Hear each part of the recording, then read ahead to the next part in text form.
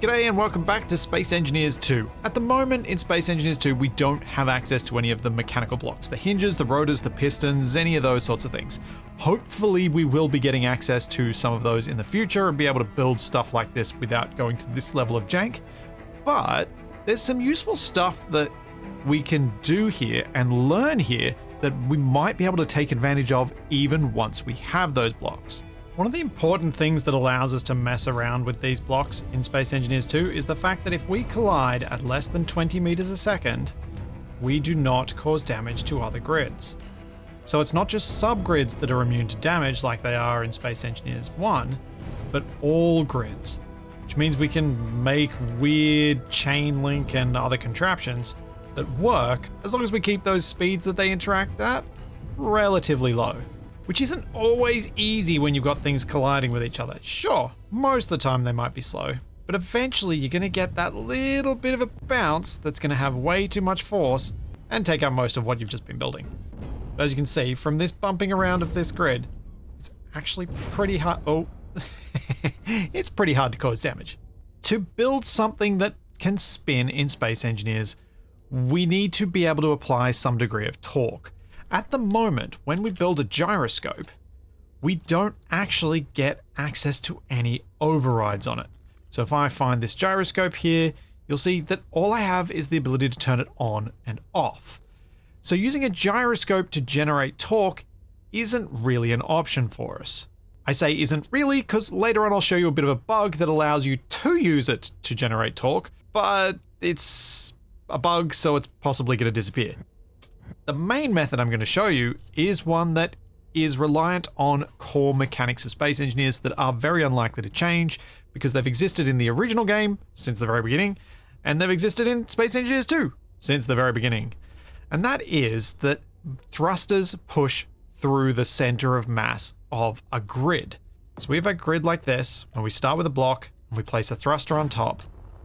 Even though that thruster is on top, and the center of mass will be slightly below the center of that thruster. If I set this thruster to override, this is just going to go straight, perfectly straight. It will never turn, it will never deviate. It's just going to go perfectly straight.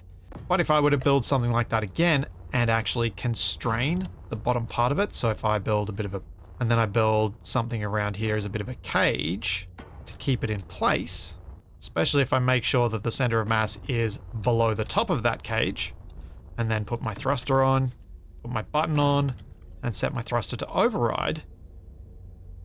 Because that center of mass is not at this central pivot point, every time this grid runs into that cage, it will start to spin.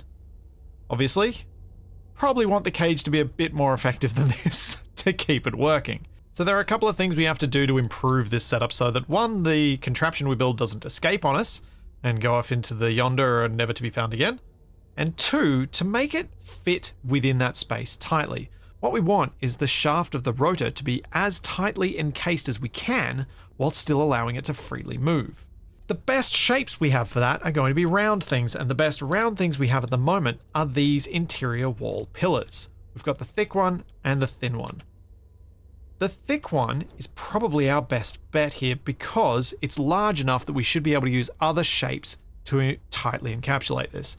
I've tried a number of different shapes. I've used detail blocks to get near to this without running into it.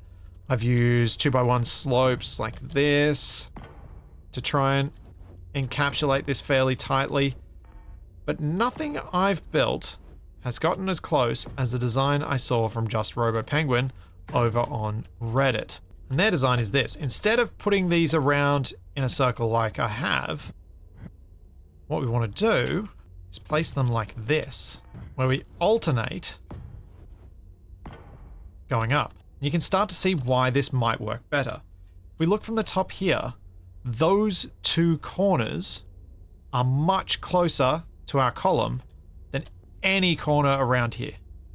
And it's going to be those corners that are going to be holding this in place. So if we have 4 columns around this pillar that are made up of this sawtooth 2x1 slope, like this, when we put our pillar inside, you can see how neatly that fits around there. And once I'd seen their design for this and they'd explained it to me, this has made some silly things possible. There have been sillier things that other people have managed to build because they've done better at making gears than I have. But wow, you can do some fun things. So, how do we actually set this up in a way that this thing can spin and be held in place? The best way I've found to do this is to start with placing a couple of detail blocks down the bottom here, setting our pillar on top of that. Then we build the rest of our cage. So to build the rest of our cage, what we're going to need are some 2x1 slopes oriented pointing inwards. So we'll build these detail blocks to give us something to attach to.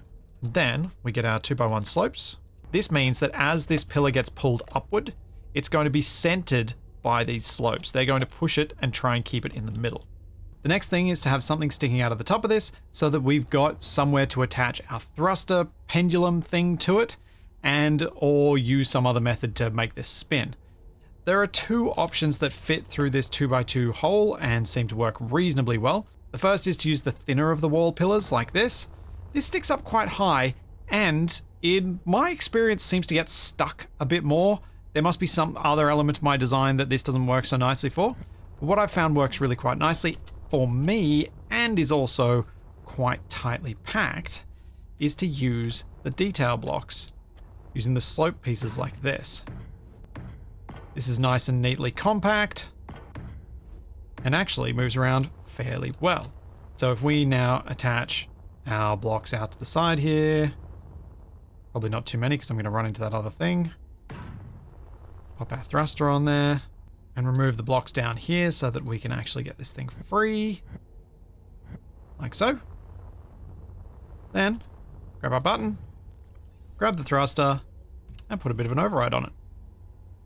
And you can see it now spins really not too badly within those constraints. It's spinning quite flat. We look down at this height, it's not bouncing around too much. It is bouncing around, don't get me wrong. But I mean, given the limits of what we're working with here, this is pretty good. It's not destroying itself, is I guess what I'm saying. It does keep working. But to make it even more stable, what you can do is extend the length of the shaft that's inside the housing. By making it 3 pillars tall, we get even more stable again. So if I do the same rough setup as I have on that one, you can see that that is more stable again. Obviously, the angles that this can deviate from perfectly vertical are less because of the length of this shaft. Because things are more tightly packed though, it is more prone to getting snagged. While this one is rotating quite freely, this longer shaft does tend to get stuck a little bit more, so you might need more thrust to make it work. Using this longer design, I was able to even get this to work. So if we hop into the control here, grab our big thruster and put it on override, you can see that with this rotor turning that cog, it's actually managing to pass that force through to this larger one, even though I am terrible, as you can tell, at designing these cogs in a way that they fit together properly. But they still do work. Mostly.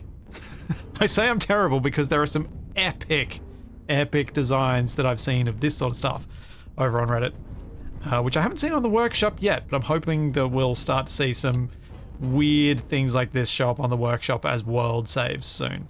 Speaking of the workshop, I will publish the blueprints of these 2 pillars, but there's one last thing to show off, which is a way to get some torque to be applied to something like this, or something like this, without needing the thruster. So, for this next trick, what we need is a little bit of an extension there, and we actually want to keep things more centered. So we need a cockpit. I'm going to rotate it that way, put a block on the front of the cockpit, and put a gyroscope here. The idea of putting the gyroscope here is that it will hopefully keep the center of mass relatively in line with the shaft, because what we're going to do is hop into the cockpit, spin this up, jump out of the cockpit, and quickly detach the gyroscope from this whole contraption. What that's going to do is we're going to generate a whole lot of spin in one direction. As we hop out of the cockpit, the gyroscope is going to be trying to counter that spin, and if we disconnect the gyroscope from the grid, that force that the gyroscope is applying continues to get applied to the grid that it was detached from forever, with no energy input. Nothing. So let's see if I can actually make it work. The ways that I've made this work most effectively is to make sure that when I hop out of the cockpit, I'm looking at the cockpit so I can delete it straight away. That's why I put the gyroscope up here. It's a lot easier to delete the cockpit than it is the gyro. Nope. I'm in around here, maybe? Nope. Almost. If I get in here and get out, I'm looking at the cockpit, so I'll delete the cockpit. Let's see if I can get this to work. Spin, spin, spin, spin, spin. No, I missed. There we go. Hopped out, deleted the cockpit, and now you can see that this collection of blocks that is simply a bunch of armor and a pillar is spinning forever. And I am dampened to it, so it was giving me jiggliness. Like if I try and stop this, it will then restart. So this is just going to perpetually spin, like it's got a gyroscope on override and infinite power. So you can use this to generate torque as well.